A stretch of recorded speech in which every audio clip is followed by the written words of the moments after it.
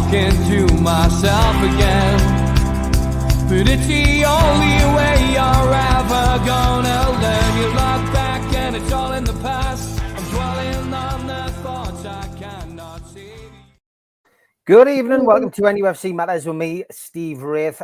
You might have wondered why the numbers were on at the start. I'm just testing something because there's been some issue with YouTube, not just on our channel, but on other podcasters' channels with regards to the music at the start, the show not playing. So just wondering if the music was playing there. We obviously don't know.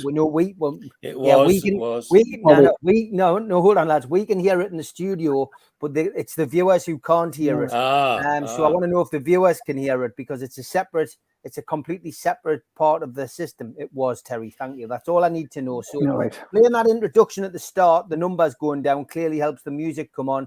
Mr. Anderson said he was jigging to the music, so that's great. Thanks. That's all I need to know. I've sorted it from our perspective. Other people can find their own way of sorting it out, which is great. But good evening. Welcome along to a happy NUFC Matters panel. And up 1-0 in the first leg of the semi-final, George. It's a delight, isn't it? Absolutely. 12 months on to see us move from a relegation battle into Champions League places, and now a semi-final of the cup. We're 1-0 up in the first leg with a home leg to play. And every pundit that they could find on telly telling me we're doomed. You're doomed. You've had it. Absolutely incredible. Absolutely incredible.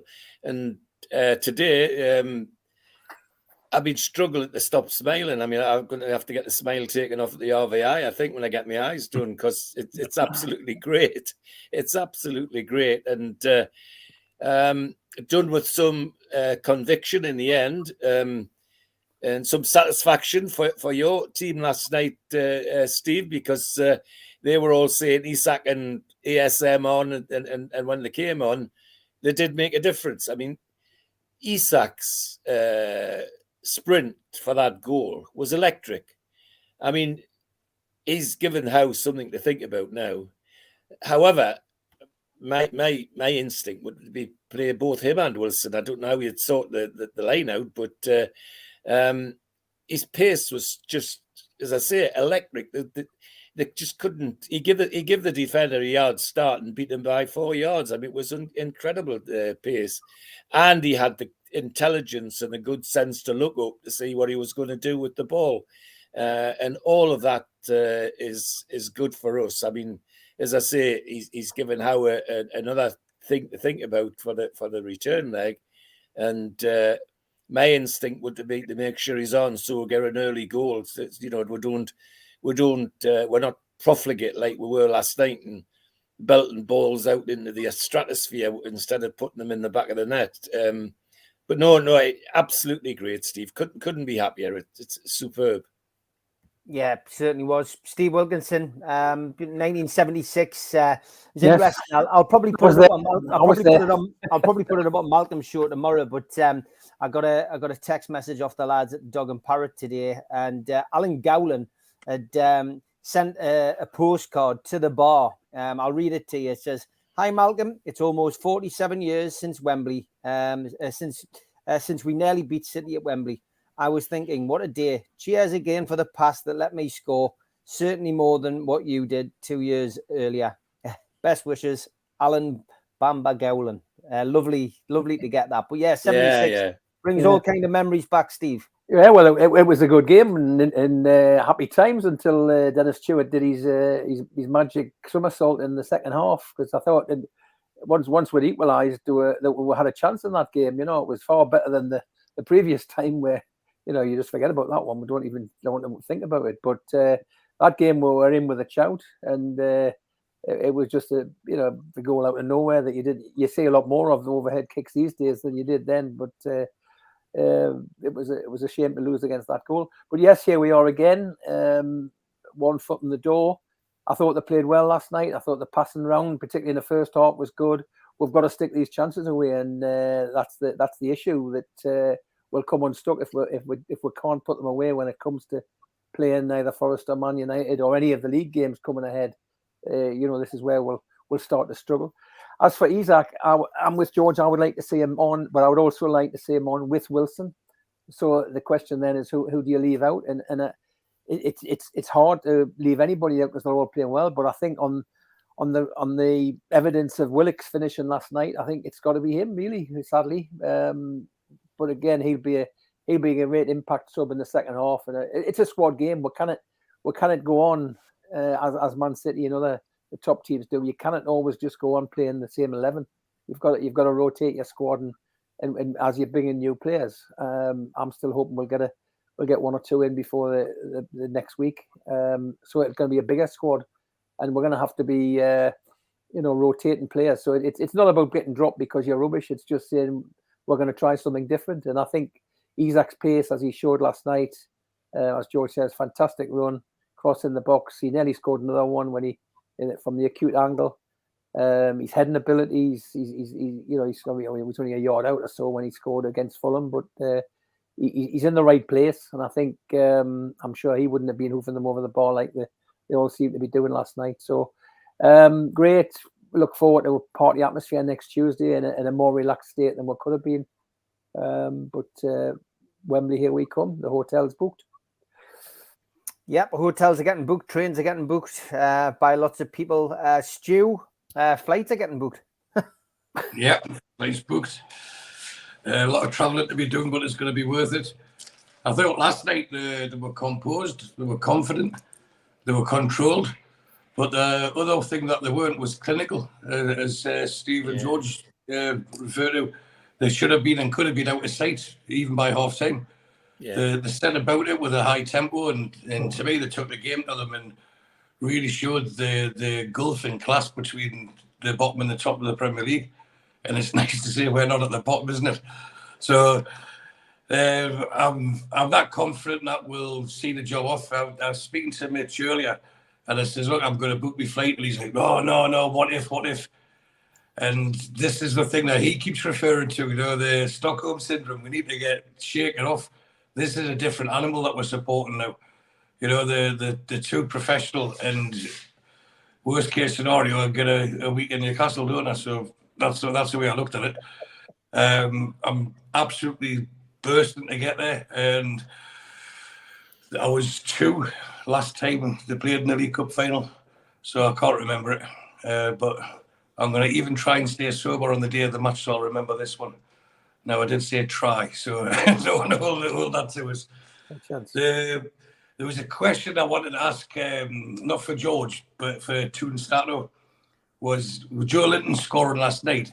Has he scored more goals from midfield than he did when he was up front in half the time? Oh, yes, must have done. Definitely.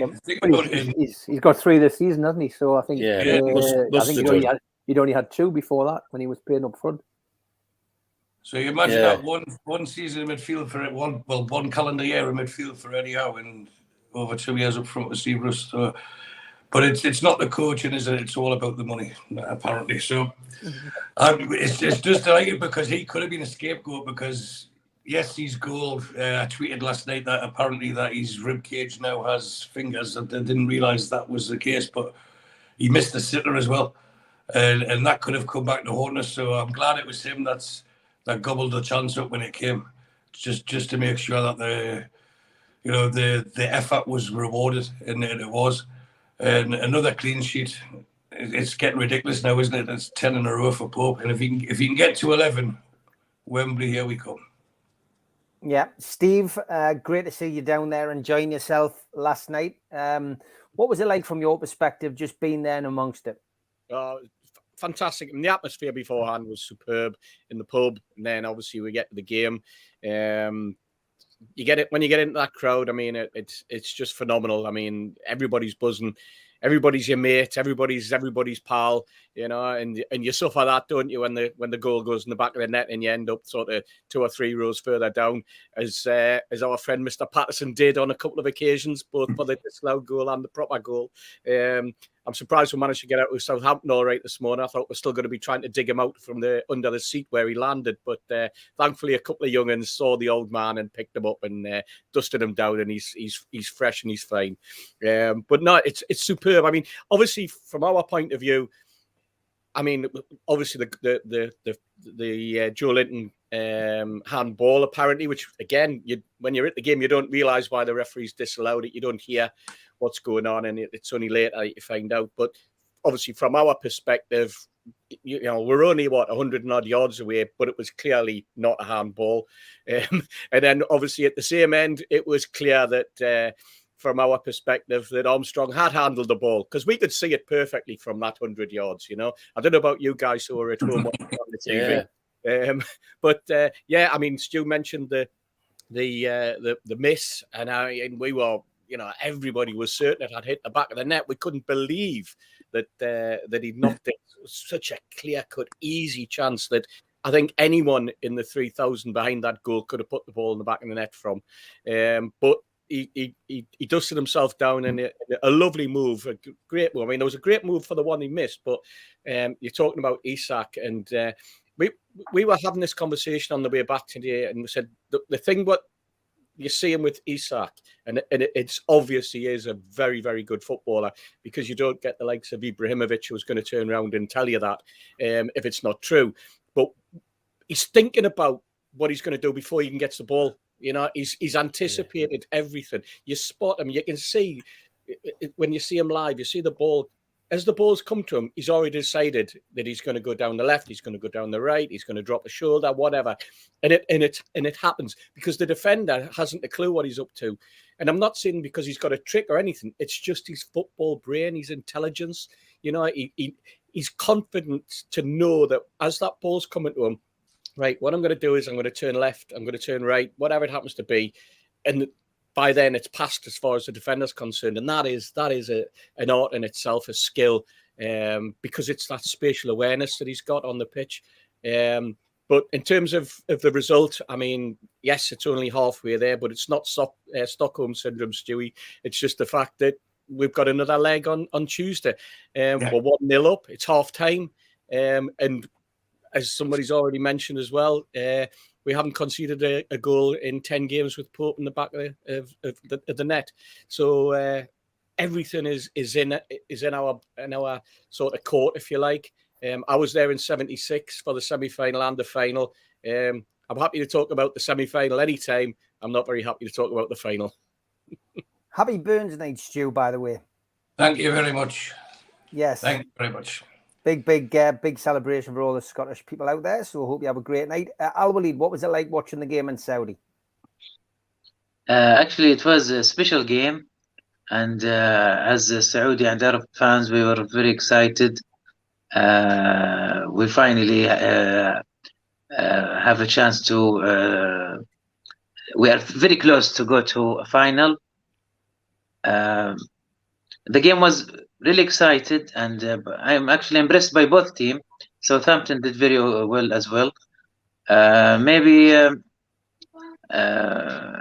don't want any.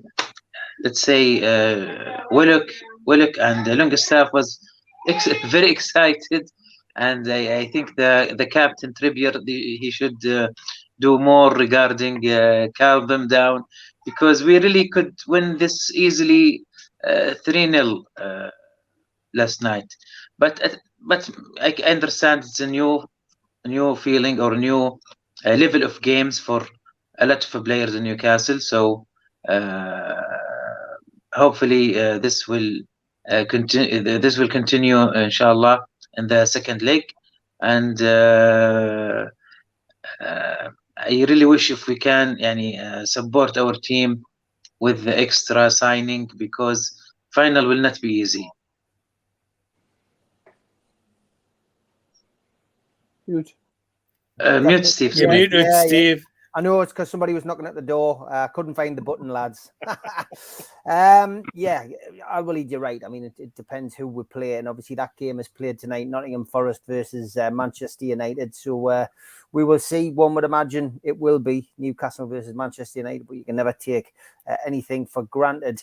We watched the game last night. Al-Walid, I'll start with you this time. And just looking at Wilson in particular, I mean, he went with an unchanged team.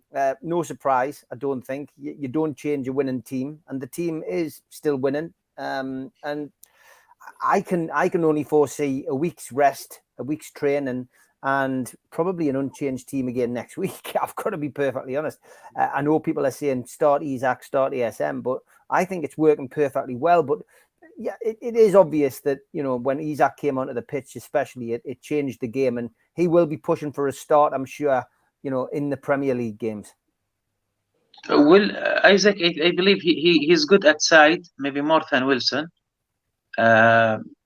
We always talk about this since very, very long time, that Wilson really need a player like number 10 position behind the player, like Madison. We speak about this many times, because I know it's always Wilson try to go back to find the ball. I know Bruno is amazing behind, but he have multiple roles, doing the center midfield, defense midfield, creating long shots, long distance. But we number 10 position, I think it will be the key for Wilson. And I think he was doing a great. He was marked very well, so I think this has got benefit for the other team, for the other players. But I think as Eddie Howe, and you speak, Steve, about that we have the same team for a while, because this is the formula. This is a warning formula for Eddie Howe. That's maybe Eddie Howe, even if he sign a player, he will find difficult to add a player to this formula. But and I'm not really worried about this, because Wilson's very and have sharp mind, and I think maybe he can really easily win us the league. Steve, it's sometimes different when you're at the games as opposed to watching it on TV. You get an impression of a player. What was your view of Callum Wilson last night? I think he's still carrying some sort of an injury, or he's still having the effects of a virus. He's not at the level that he was before the World Cup, not when he was fit.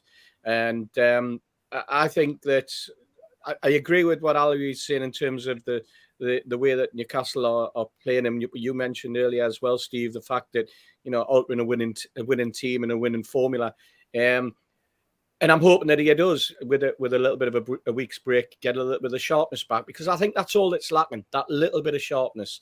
I think Wilson is obviously one of those players that hasn't benefited from the break. I think Almiron as well, he's lost his shooting boots a little bit during the break. But in terms of Wilson, I do still wonder whether or not he went to the World Cup carrying an injury, or whether whatever he picked up at the World Cup has been to Newcastle United's detriment. There was quite a few players at the World Cup who seemed to go with injuries. Wilson seems to be the only one that I'm aware of that's come with an injury. So we'll just have to wait and see. But, you know, the very fact that we've got Isak there, and I know a lot of people saying we're lacking the depth in terms of strikers. Yes, we are, if we end up with Wilson and Isak both unavailable. But at the moment,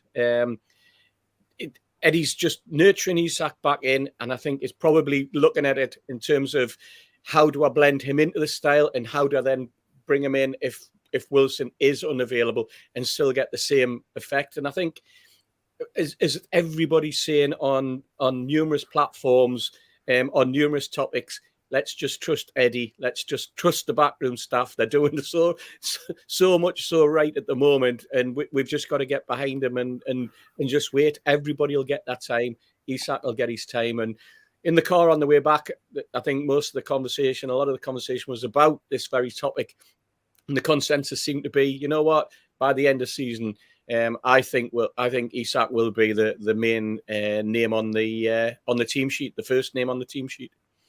Stu, what was your take on it? I mean, I've got to be honest, he has looked jaded. Steve's right. You know, in the games I've seen him play since he came back from the World Cup. And like we said, you know, we don't know what illness was hanging over him, or ASM, for example. I mean, you know, we hear stories, and I'm not saying this is the lads, for example, but, you know, we'll hear about long COVID, the after effects of that. If, it would be 1,000,000 to 1 shot that some of the players at the club weren't affected by COVID. So, you know, from our perspective, we don't know what it is. And maybe there is that little bit of, jaded feeling amongst the players, but he never looked happy to come off. He's not scoring goals at the minute. He's probably a bit disappointed, but ultimately Eddie Howe has to make the right decision for the team, and the right decision was made because, you know, ultimately we got the result from it. Yeah, you've got to ask yourself though: is it just physical with him, or is it psychological? You know, he's spent his whole career building up to get to play in the World Cup finals, and he's done it. You know, that's like the utopia for any player, isn't it? And then he's got to come back and think, well, I've got to do this again. And some people can pick themselves up easier than others. But I will defend Callum Wilson because I think he's been fantastic for us when he has been on the pitch. And even the last few games, even though he looked a half a yard short, has he really had any chances? Has any chances been created for them? Has there been people up and around him? You know, he's been isolated quite a lot. It's similar to what happened with Chris Wood, and he used to get the blame. But we can't just use someone like Callum Wilson as a scapegoat. I mean, only 2 months ago, he was representing the country in the World Cup, wasn't he? So he's not a bad player by any stretch of the imagination. But I tend to agree with what Keith was saying. I think by the end of the season, he'll be phased out. And I think by next week, although the consensus will be to go with the same 11 again, I think they'll mix it up a bit. Eddie Howe hinted in his press conference, didn't he, that he's never been able to give Isaac full training because they've been playing, resting, preparing, playing, resting, preparing. And he's got a full week now to get some intensity in the training for him. And I think they'll start him just like they did at Sheffield Wednesday and give him more than a half, though. Give him at least an hour, depending how the game's panning out. And then bring Wilson on, who can hold the ball up if we're needing it, if we hold on to leads and stuff like that. I seen a comment earlier, which is true, that Gordon's faster than Isaac, but the two of them running with the ball are in the top 3 in the league, apparently. And that's why there's a big player to get Anthony Gordon signing for Newcastle. So you can imagine him bursting down one side, one flank, Isaac in the middle, and Miggy on the right. You know, that's a breakaway that no defence will be able to catch. So you can see the way that they're going, and I think that's why they're all in on Anthony Gordon. And I'll be very surprised by the time we do the professionals on Sunday if he's not a Newcastle United player. Yeah, it's going to be an interesting end to this transfer window. Obviously, rumours are abound about Gordon coming in. Certainly, will put the pressure on Wilson up front, and I think sometimes that's what you need. You need somebody hanging over you. At the moment, we haven't got an out striker competing for Wilson's position. Complacency, even though it's something you might not feel, can creep in. But I agree with you on the whole. Scapegoat thing. It's, you know, you go from the terraces having boo boys to having scapegoats on social media now. It's been shown Longstaff for weeks on end recently, you know, and I think maybe people are just looking for somebody to blame. And again, we're not used to not having anything to complain about. I think that's short memory, Steve, isn't it? I think that's half the problem sometimes. Steve, Callum Wilson, I mean, he's had injury troubles, he's had a bit of illness, but when he's on fire, you know, he is still a top class centre forward. Yeah, I mean, he would have loved that cross that came in from Isaac last night for to be in the positions. But I think the thing is that other players are getting in these positions. You know, that this ball's coming into the boxes, or whether it's a cross or whether it's a through ball. It's being like Joe Linton and Willock and Longstaff that are getting into the box. So we are getting players into the box, and that was what Wilson was the main one for doing that in getting, you know, knocked in from a yard or so in the past. So whether he's been asked to play a slightly different role, and it's not looking as though he's as intense as he is. I think the fact that Eddie Howe picks him suggests that he thinks he's fit enough. I don't think he would have put him on if he was carrying any injury or an illness. You know, I don't think he would have started him. He would have, maybe tried Isaac. But it'll be interesting to see what happens next week. I wouldn't change the team next week. I said earlier on putting Isaac on, but I think he'll go with the same 11 and the same. You know, if you have to make the same changes, I hope we're not. I hope we are clear with that team by 2 up at half time at least, and the game's over. And then you can start to try one or two things in the second half and see how Isaac fits in. I sense that it'll be more after next Tuesday when we might start doing some experimentation and seeing if we can find a different combination. Particularly as Stu says, I think Gordon will be a good signing. He was poor when Everton played up here. He was hovering on the right wing, if I remember rightly, just not looking interested at all. But I think that's probably more to do with the situation at Everton this season. He was on fire last year And I think, and in fact, I think he might even still be top scorer for Everton. I think Demarai Gray has got maybe 5, and he's got 3 this season. So while he's still been scoring goals, even though he's not been playing too well. But I'm hoping that we'll see maybe him and another striker, or another striker in before next week. I think it is risky just having Wilson and Isak as the 2 up front now that Wood's gone. And I think they'll do something. I think the fact that the Wood's gone, I'm sure there's things going on in the background that, as we've said before, we don't really want to hear it until we're seeing them on the pitch with a shirt. And I think we'll be happy by next Tuesday that we'll see at least one on a new signing. Yep, George, 15 touches Callum Wilson had last night, and Ferdinand Siles, as he's affectionately known on Sky, pointed that out at the end of the game, saying that's nowhere near enough, for a striker. Well, I still have a theory about the World Cup, and that's where the root of the problem lies for me. Several players came back from Qatar well below par. I mean, one of them, his manager wouldn't even put him on the pitch because he was so unfit.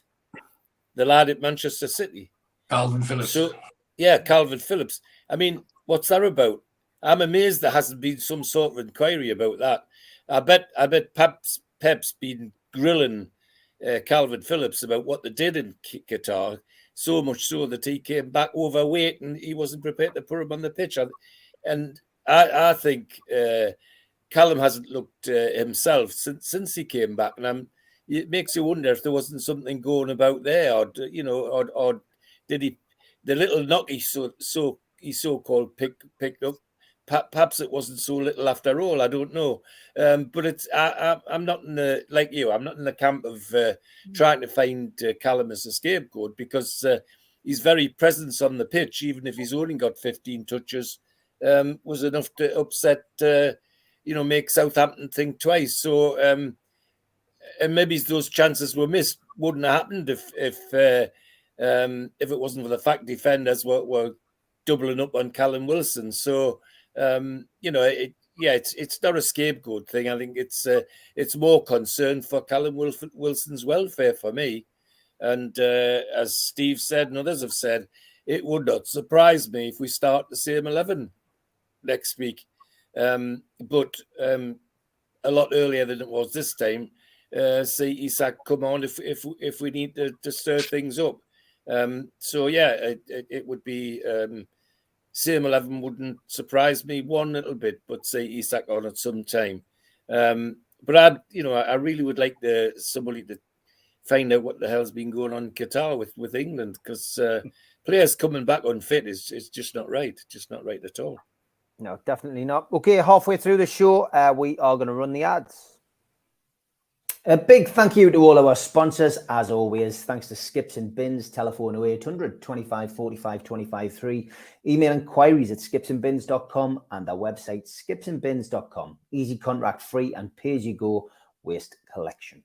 Thanks to Garden of Healing Dispensaries, CBD hemp and cannabinoid specialists. You can find them at thegohd.com. Thanks to Mr. Vicky's sauces, which are handmade in Cumbria, and you can find them at mrvickies.co.uk. If you want to make an order, give them a call on 01768 210 102 or email info@mrvickies.co.uk.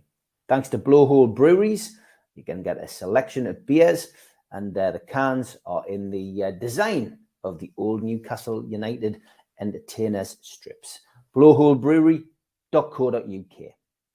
Thanks to Melly's Carpets and Beds, laying our reputation one recommendation at a time. The best quality around at the cheapest prices.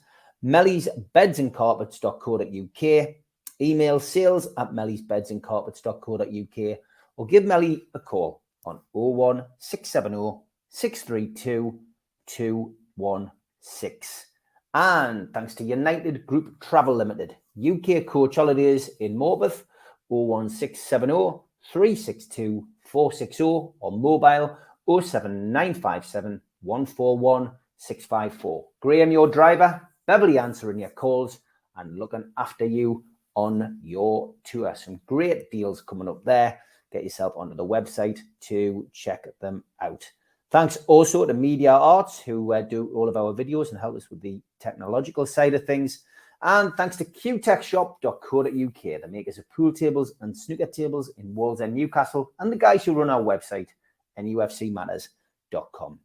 If you want to subscribe to the channel, then hit the subscribe button below. Hit the thumb up, which is the like button, which does us a big favour with the algorithm. And click share. Share it to Newcastle United Facebook groups or Twitter accounts or your own social media to help our community grow. And if you want to join the channel, hit the join button. And for as little as $1.99 a month, you can get some members-only videos and chances to win some fantastic prizes. We're also available as a podcast on iTunes, Spotify, Podbean, and the rest. Don't forget as well that we do events through NUFC Matters.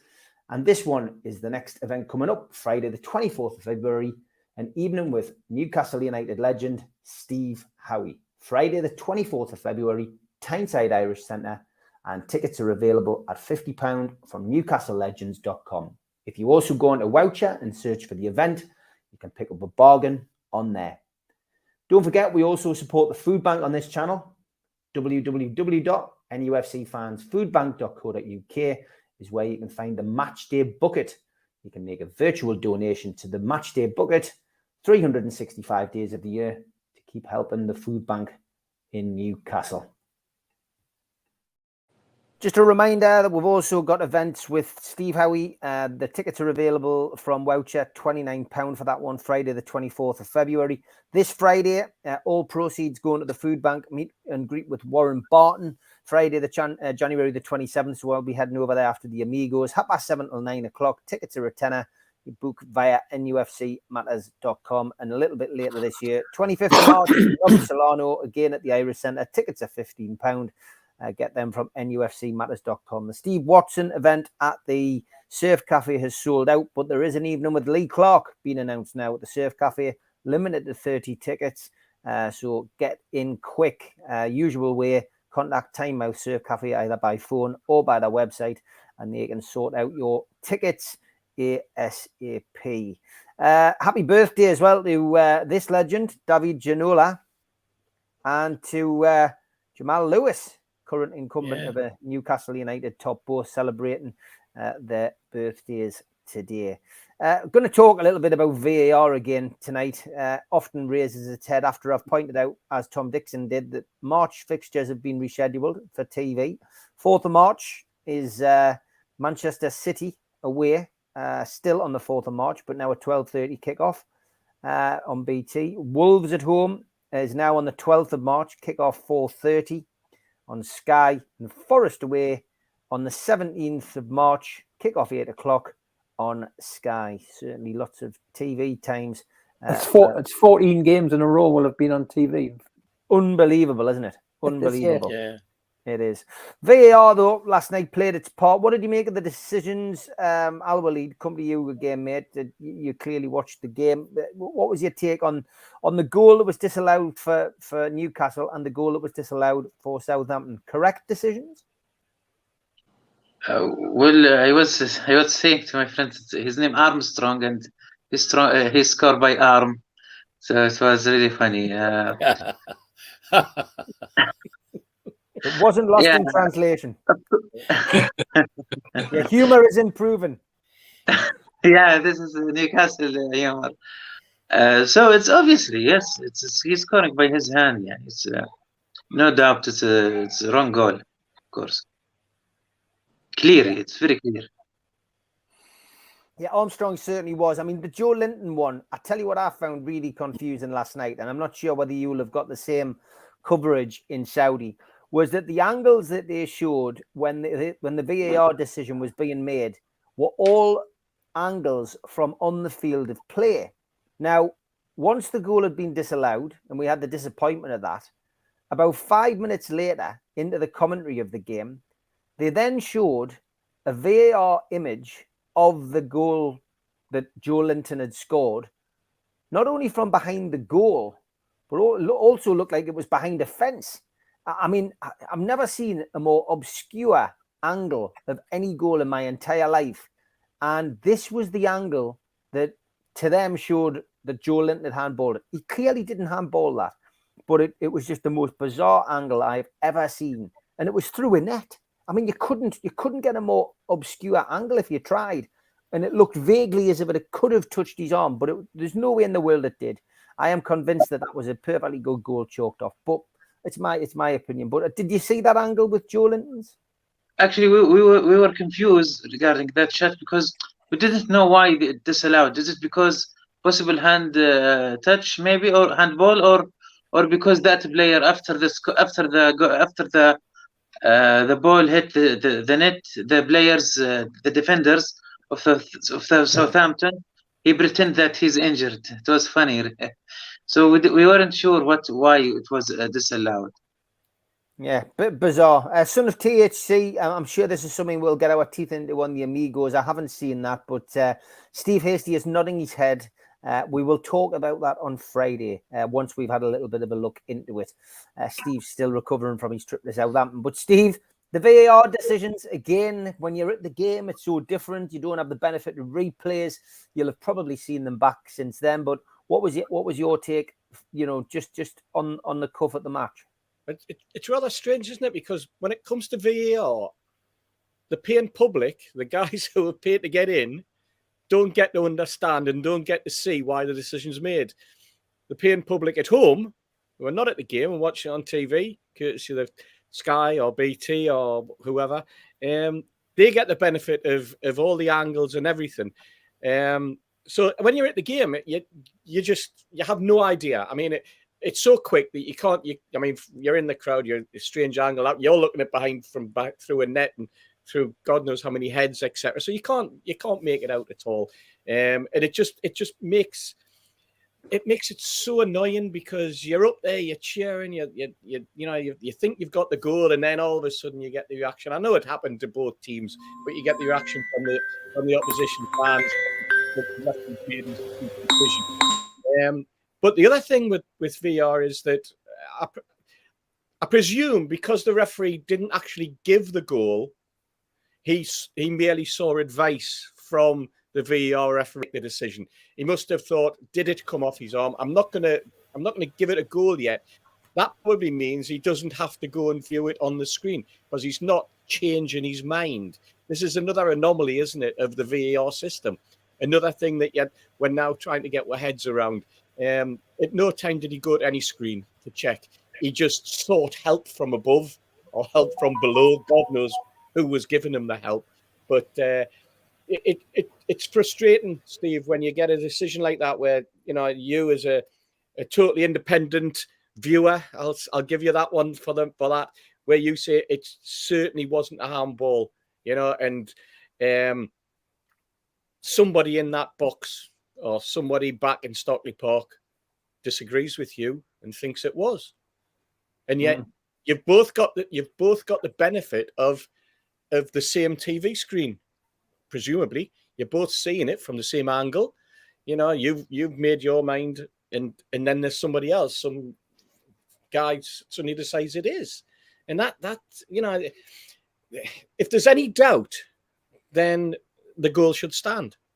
In my opinion, if it comes down to, well, there was a little bit of movement which makes it look as though, you're talking about the distance from an arm to there, and they're all both on level, and where's it shaded, where's it?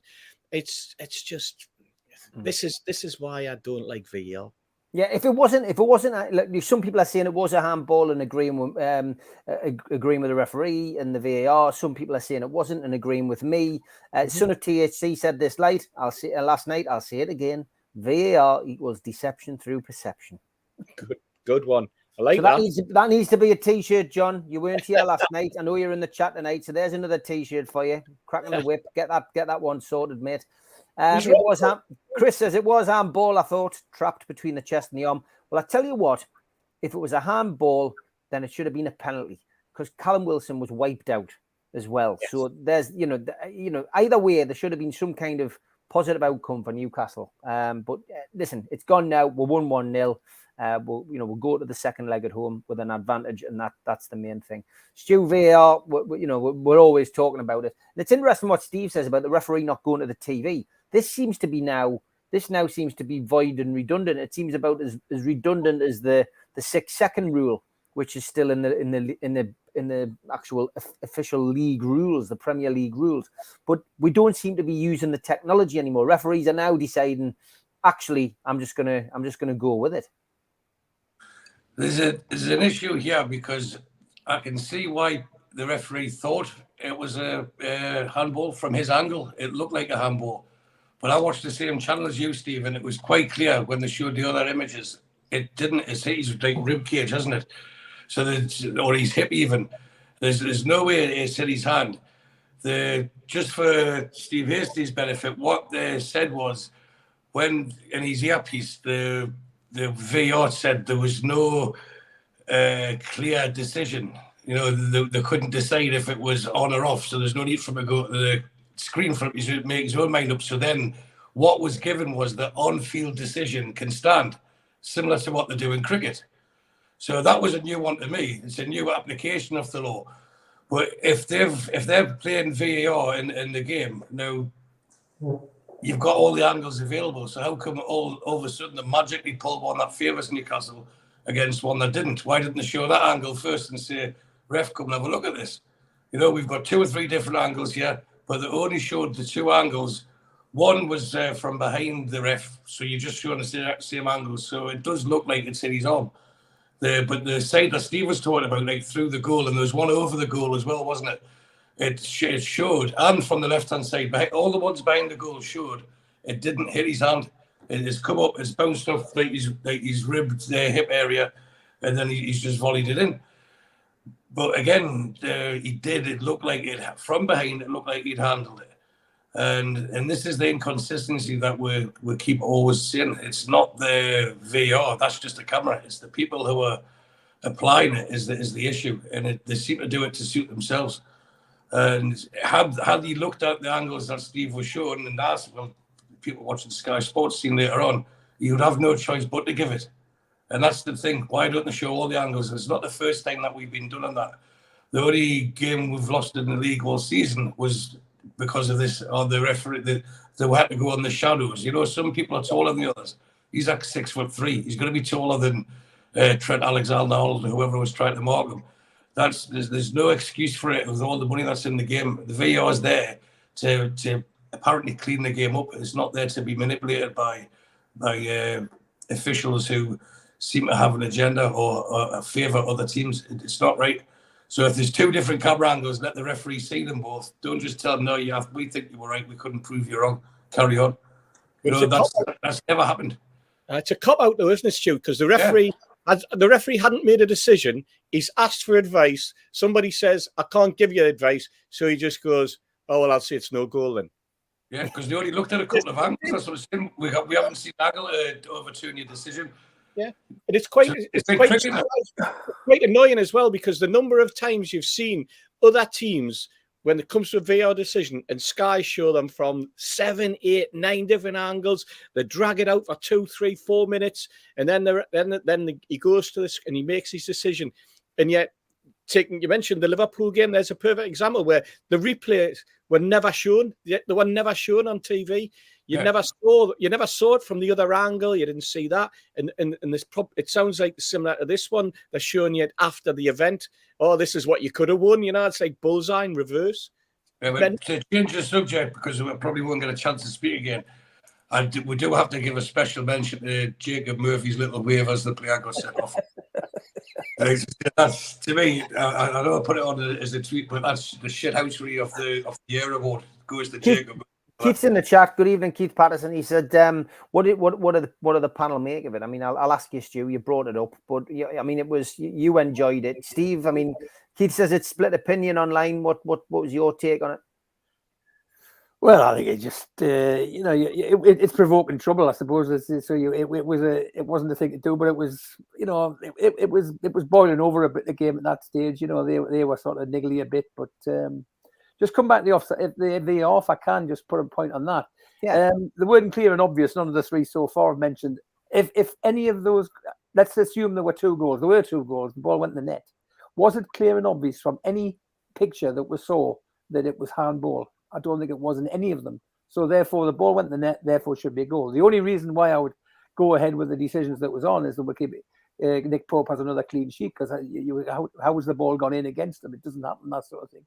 But yeah, I think you've got to be careful with that sort of thing, because it could be seen with what I'm talking about, Murphy's wave, that it could provoke other trouble, and you end up getting bookings. We're into the second phase of bookings time now, where we're heading towards 10. But I think Trippier got 2 already. So he's not going to be far off 10, and we don't want to be losing players just for niggly little things. And the referee could easily have booked Murphy for that as being something provocative. So, yeah, I would scrap VAR going back to that point. It's just you're seeing a 2-dimensional image, and it's very difficult to sort of see perspectives and angles when you're doing that, and it's causing more trouble than it's worth. I was against it before it even came in, and I've nothing I've seen since that changes my mind. Yeah, David Spillett says Bruno got booked for laughing at the player who got sent off. Murphy was lucky he didn't. And I tell you what, I mentioned it on our live commentary last night. Bruno is getting really handy with his hands. And I know he's focused on the ball and he's looking ahead, but this flapping of his hands behind is going to cost him, because one referee will look at that and they'll just say, oh, yes, son, red card, you're off. And you'll have 3 games to think about it. He needs to be hauled in a little bit on that, because it is starting to get a little bit more obvious, and officials don't miss stuff like that. George, just on VAR, you and I and the panel have spoken about it before, but it's back again, isn't it? Well, let's be clear. There is nothing wrong with VAR. Yep. It's the stupid people that's operating the system in football. In cricket, in rugby league, the people in the ground don't just see it on the big screen. They hear the conversation between the referee and the bloke in the box that's making the decision. Look at the conversations in cricket that there is between all the umpires, including the one who's making the off-field decision. You hear it all and see it all. What's football got to hide that we can't do that? What's football trying to hide to stop us getting that conversation into us and into people in the ground? It just is diabolical. The other thing is about the angles. Last night, from the angle that the referee had, that could easily have been a handball. But as soon as you turn the angles round and you look the other way, it clearly wasn't any handball by any shout of imagination. It was not a handball. But I've got to concede that from where the referee was behind him, it could have been interpreted as a handball. The other things we're suffering is that the referee didn't go and see all the angles. Well, what happened in the Crystal Palace penalty? The one angle that didn't show when we lost the penalty against Crystal Palace was the angle that showed that it was a penalty. Why didn't the referee stay to see that? And last night, I'm of the opinion, had it took as long with our disallowed goal as they did with the Southampton disallowed goal, it would have been a goal, because the referee would have seen everything. Whereas they went over and over again on the Southampton one, and we I don't think we got half that time. So they're making an absolute shambles of a system that's supposed to help the game, and at the rate they're going, they'll get it done away with. And I think that's quite tragic. As I say, other sports, both home and abroad, have got the system and they're working it, and they're happy to tell the crowd what's happening up front. Why? What's Stockley Park got that's different, other than trying to hide something? And that does worry me greatly as a fan. Going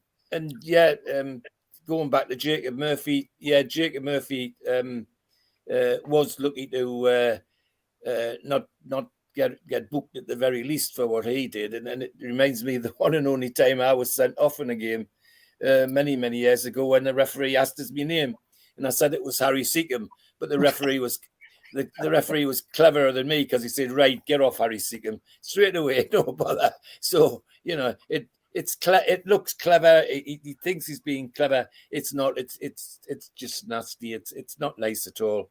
They seek him, they seek him there. They seek George Mitchell everywhere. There was a little thing there from Tom Dixon. He said, when Howard Webb takes over, it'll get better. Well, Howard Webb's already in charge. That's right. I think, from what I can gather, Howard Webb is the one who has made the decision that the decisions should always, when possible, be made on the field by the referee without going to the screen. That's the difference that's happened since Christmas. Then let's take all the screens out then. Yep. That's ridiculous. Yeah. Absolutely balmy. He wants the referees to make the decisions and just absolutely balmy. Because he knows, well, the other problem, of course, is when they go to the screen, it just delays it for even longer. And that's another bone of contention, isn't it, for people, that the games are being stretched out, the delay that's being made. So he's wanting like almost an instantaneous decision made between referee and the VAR official to get the game moving again, to do away with the angst that could be created in the crowd. Then we're in for a lot more mistakes. Absolutely.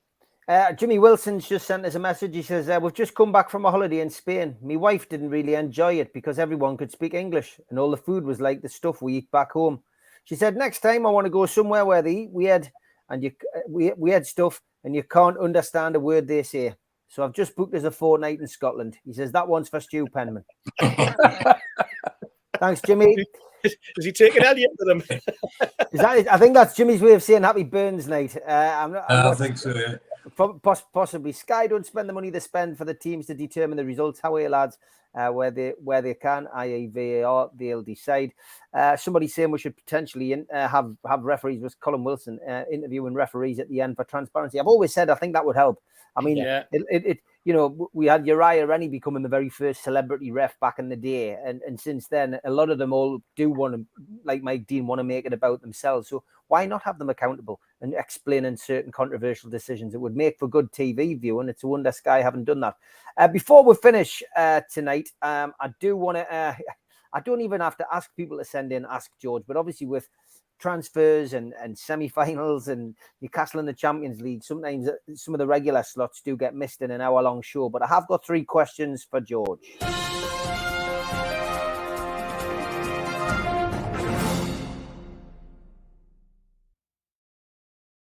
All right, George, Northumberland Geordie says, evening all, ask George, I had the pleasure of playing matches on Bamborough Green in front of the castle. What is George's favourite local football pitch? Oh. Pardon? No, it doesn't exist anymore, I'm afraid. There was a pitch at Linton Colliery near Linemouth. And that was one of the best pitches I ever played on.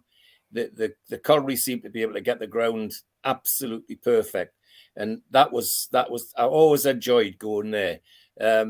Mine didn't always enjoy the games because the lads from Linton, as soon as they seen black and white, they seemed to think they could kick it at anything that was black and white. But Linton Colliery, I would say, is good, but taking it up a different grade.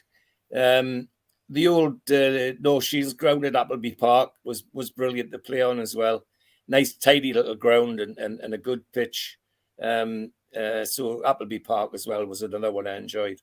All right, Alan Little says, question for George. Younger fans think Hey Jude, Geordies is a newish song. Does George remember it being sung back in the day? I remember singing it in the early 80s. Yes, is the short answer, but the trouble is we didn't have much to sing about. That's one of the problems. But yes, I think he's right. I think I remember it as in the very early 80s. Yeah. Yeah, I wish I'd kept the bit that somebody put in the chat the other day. Somebody mentioned that. It might have been Alan, I'm not sure, but I'm sure there was another similar kind of statement and had mentioned another song, but it'll come back. I'm sure somebody will mention it again. Barry Hogan, last question. He says, ask George, who was the best player you've seen who didn't make it into the first team at Newcastle? Didn't make it into the first team. Oh, well, I don't know if the lad's alive at the moment, so I better be careful. We used to have a lad in the club called Paddy Lowry. and he ended up with our friends down the road. And he ended up with our friends down the road because one of these players who I've mentioned before, who Ted Hughes used to say, he cannot do won't do what he's told. Well, Paddy was one of those. He was brilliant. He had the potential to be a Gaza, and just threw it away by going in his own direction when he just wouldn't do what he was told. So that's one I can think of. Yeah, I'll leave it at that because I'm getting into territory where people could still be alive, and I could be offending people by calling them out. Yeah, no worries. All right, so Newcastle, of course, got the second leg of the cup next Tuesday. Just want to preempt before we're finished, just finals. So I'll start with you, George. A lot of people are already talking about tickets and are they going to go and are they going to be able to get there and are they going to go without tickets? And I mean, and is it fair to use season ticket holders? Should there be some laid open to other supporters? Is there ever a fair way to do cup final tickets, George? No, sorry.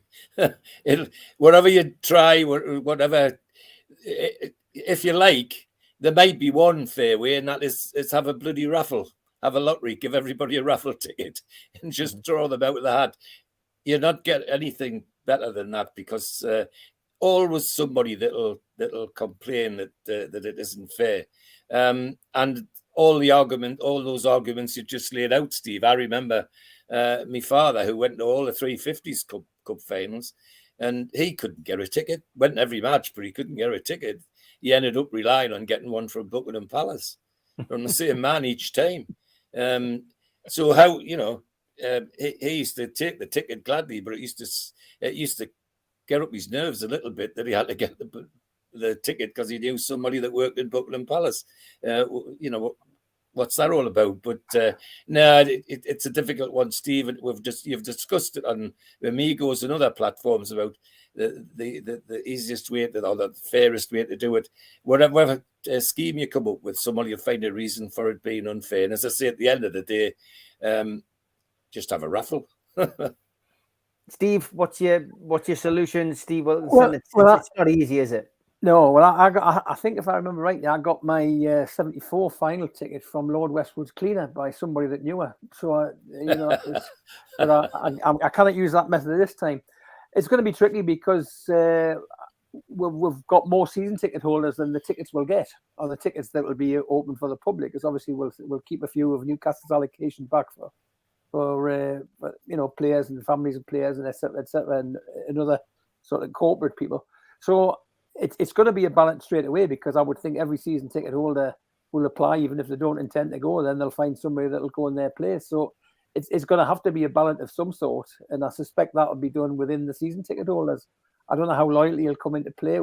You could argue that they might go and say, well, those that went to the League Cup games going back to Tranmere was away, obviously, but the Palace and the Bournemouth games get priority. I don't know. Going to be very difficult. Ballot's the only way, really. Then you win some, you lose some. But I wouldn't like to see the tickets get in the wrong hands. That's the important thing. And if you do a ballot, that might happen. The tout business, which is it's corruption, isn't it? And I wouldn't like to see that genuine fans are going to miss out or having to pay silly money, and the people benefiting are ones that have got very little to interest in Newcastle. Yeah, Stu, you're never going to find an easy solution to this, are you? No, the fairest way to me is anyone who watches NUFC Matters and is a cult member just do it that way. But there should be that's going to get cropped, isn't it? It will do, yeah. Well, I said that, Steve. But there's going to be. It's my fault. Don't worry. Yeah, absolutely. But to me, I think it's been quite clear. There was one word that stands out more than anything else for every fan who gets one and doesn't get one, and it's transparency. Yeah. If this is the tickets allocation we've got, and this is how we're going to distribute them, then at least everyone knows where they stand and where their chances are. And I think I'm searching memory, but the last times we've been to Wembley, it was done on the season ticket holders who had been to the games. You used to get tickets, didn't you? Coupons and that, and you could save them up. That's right. But those are the ones that shows it's likely, isn't it? So any season ticket holder who had been to the 3 home games, or if you include Tranmere, they should get a ticket. Then that should leave still some surplus. And then unfortunately, it's not right, but it's how football is. Then you start looking at the ones who have given the club the most money. And that's like the platinum seats and the 80, 92 clubs, etc., etc. If there's surplus. The biggest point of contention that the club's going to have, and it's going to be interesting to watch how they handle this, is the 33,000. It's rumoured that between 25 and 27,000 will go to the fans, which tells you that there's going to be several thousand that's going to be held back for players, ex-players, corporates, the cleaners, I suppose, if Steve Wilkinson says, people who know, etc.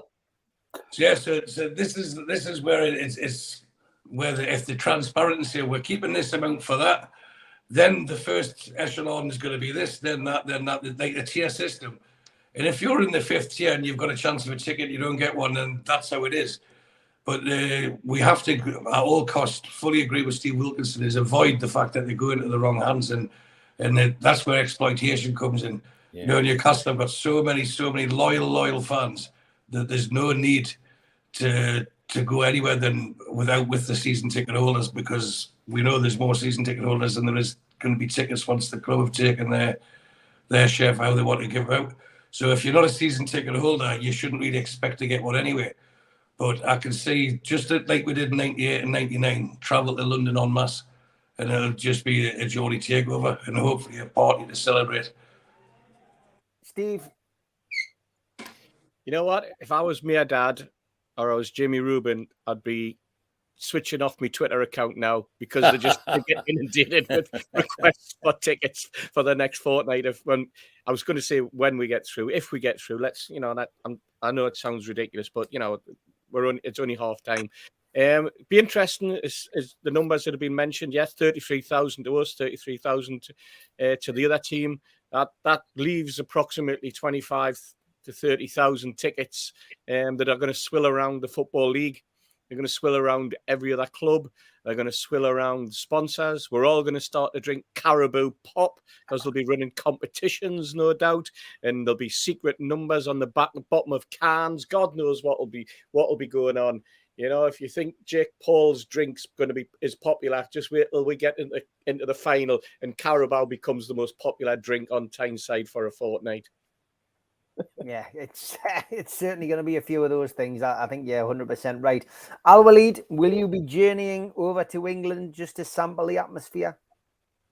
Well, I wish, and until now I'm not really sure, but at least I got the honors. If hopefully we win the cup. I already did attend the match in Carabao Cup against Crystal Palace, and it was a really amazing experience. And actually, all what matters to me now is winning the cup. Yeah, good stuff. It's a good mentality to have. Slightly gone into extra time tonight, but been a pleasure as always. Al Walid, Steve, Stu, Steve, and George. Thanks for joining us tonight. I'll be back 3 o'clock tomorrow afternoon with Super Mac and Gibbo, and back with the 3 amigos 5 o'clock Friday. Take care, lads. Good night, lads. Good night. Thanks.